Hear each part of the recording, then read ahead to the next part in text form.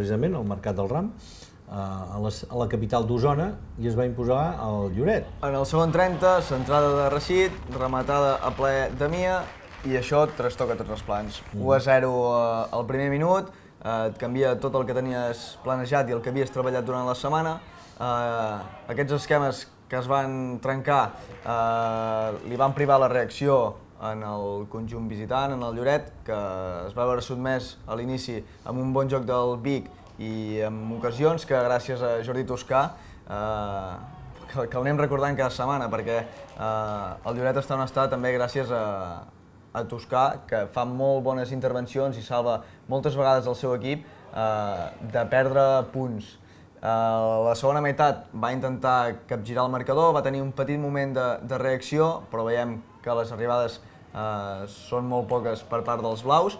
Aquí quasi sorprenen a Toscà, en aquest cas, en un xut des del mig del camp, i el Vic va tornar a agafar bon ritme i no va deixar el Lloret respirar ni crear ocasions en el que va ser els 90 minuts de partit. Molt bé.